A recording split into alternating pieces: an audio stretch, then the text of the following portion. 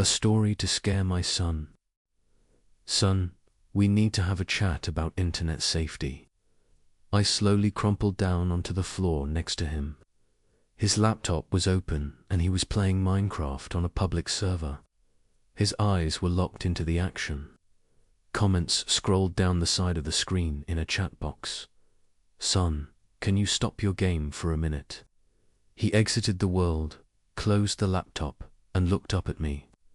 Dad, is this going to be another cheesy, scary story? Wuhat.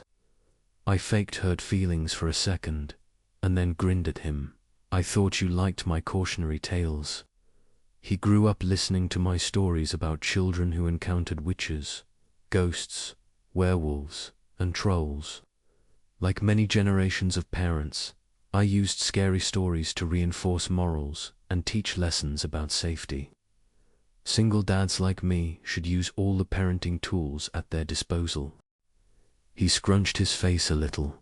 They were fine when I was 6, but now that I'm getting older, they don't scare me anymore. They seem kinda silly. If you are going to tell a story about the internet, can you make it really, really scary? I squinted at him incredulously. He folded his arms.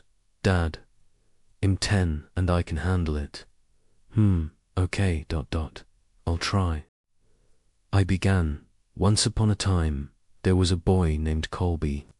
His expression indicated that he wasn't impressed with the terror of the introduction.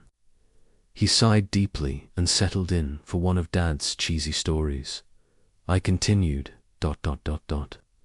Colby went online and joined several children's websites. After a while, he started talking to other kids in-game and on the message boards. He made friends with another 10-year-old boy named Helper 23.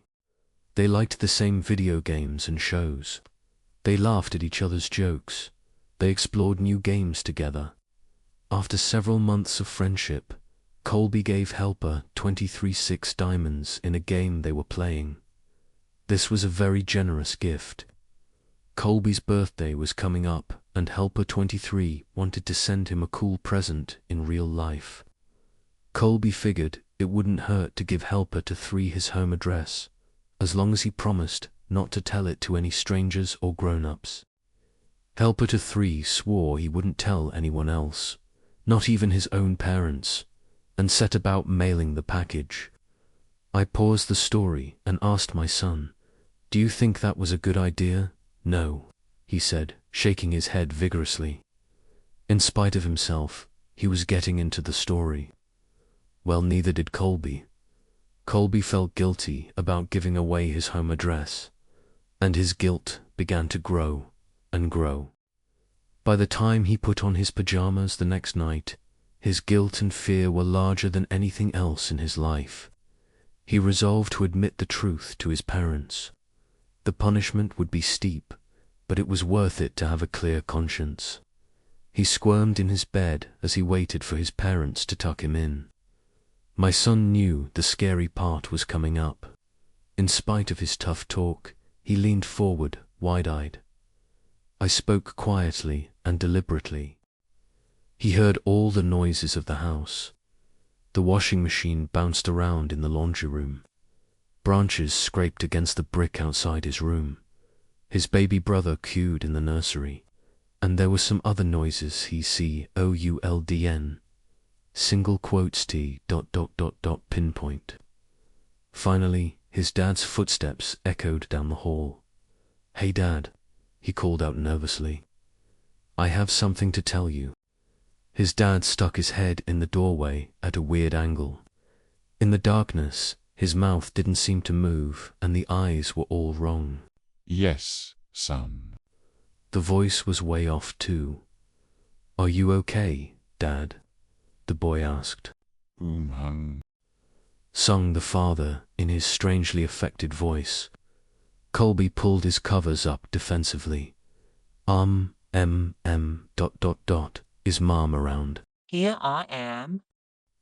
Mum's head popped into the doorway below Dad's. Her voice was an unnatural falsetto. "Were you about to tell us that you gave our home address to Helper 23? You shouldn't have done that. We told you never to give out personal information on the internet. He wasn't really a kid. He just pretended to be one. Do you know what he did? He came to our house, broke in, and murdered both of us, just so he could spend some time with you. A fat man in a wet jacket emerged in the child's doorway holding the two severed heads. Colby shrieked and gasped as the man dropped the heads on the ground, unsheathed his knife, and moved into the room to work on the boy. My son screamed too. He twisted his hands defensively over his face, but we were just getting started with the story. After several hours, the boy was almost dead and his screams had become whimpers. The killer noticed the wailing of a baby in another room and removed his knife from Colby. This was a special treat. He had never murdered a baby before and was excited about the prospect. Helper to 3 left Colby to die and followed the cries through the house like a homing beacon. In the nursery, he walked to the crib, picked the baby up, and held it in his arms. He moved towards the changing table to get a better look, but as he held the baby, the crying died down. The baby looked up and smiled. Helper 2-3 had never held a baby, but he gently bounced it in his arms like a pro. He wiped his bloody hands on the blanket so he could stroke the baby's cheek. "Hey there, sweet little guy." The beautiful rage of sadism melted into something warmer and softer. He walked out of the nursery, took the baby home, named him William, and raised him as his very own. After I finished the story, my son was visibly shaken. Between ragged staccato breaths, he stammered, "But Dad, my name's William." I gave him a classic dad wink and tousled his hair. "Of course it is, son." William ran up the stairs to his bedroom in a fury of sobs, but deep down, I think he liked the story.